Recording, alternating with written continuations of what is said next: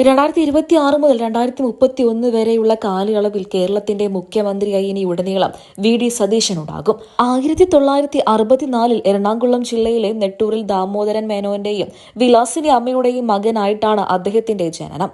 ഭാര്യ ലക്ഷ്മിപ്രിയയും ഏകമകൾ ഉണ്ണിമായയും അടങ്ങുന്ന കൊച്ചു കുടുംബമാണ് വി.ഡി. സതീശന്റേത്.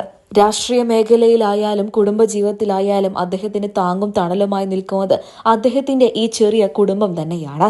പലപ്പോഴായിട്ടും കേരളത്തിന്റെ സ്വന്തം മുഖ്യമന്ത്രിയായി ഇനി അങ്ങോട്ടുണ്ടാകാൻ പോകുന്ന വി.ഡി. സതീശൻ കുടുംബത്തെക്കുറിച്ച് തുറന്ന് സംസാരിച്ചിട്ടുമുണ്ട്.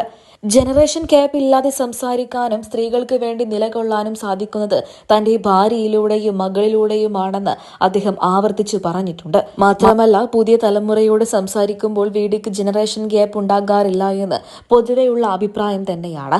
അതിനുള്ള കാരണക്കാരി മകൾ ഉണ്ണിമായ തന്നെയാണെന്ന് അച്ഛനായ വി.ഡിയും പലപ്പോഴായിട്ടും പറഞ്ഞിട്ടുണ്ട്.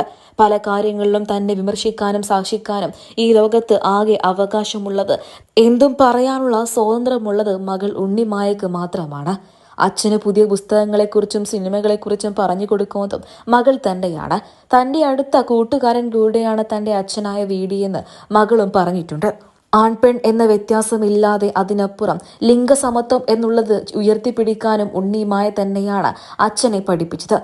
അച്ഛൻ പോകുന്ന എല്ലായിടത്തും എന്നെയോ അമ്മയോ അച്ഛൻ കൂട്ടാറില്ല. പകരം അച്ഛൻ വീട്ടിലുള്ള സമയത്ത് ഞങ്ങൾക്കൊപ്പം മാക്സിമം ചിലവഴിക്കാൻ ശ്രമിക്കാറുണ്ട്. അതുകൊണ്ട് തന്നെ തനിക്കോ അമ്മയ്ക്കോ അക്കാര്യങ്ങളിലൊന്നും തന്നെ പരാതി പറയേണ്ടി വന്നിട്ടില്ല എന്നും അച്ഛനെക്കുറിച്ച് വാ തോരാതെ ഉണ്ണിമായ സംസാരിച്ചിട്ടുണ്ട്.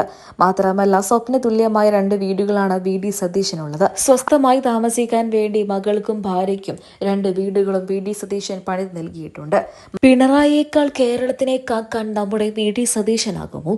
നിങ്ങളുടെ അഭിപ്രായങ്ങൾ കമന്റ് ബോക്സിലൂടെ പറയാൻ മറക്കരുത്.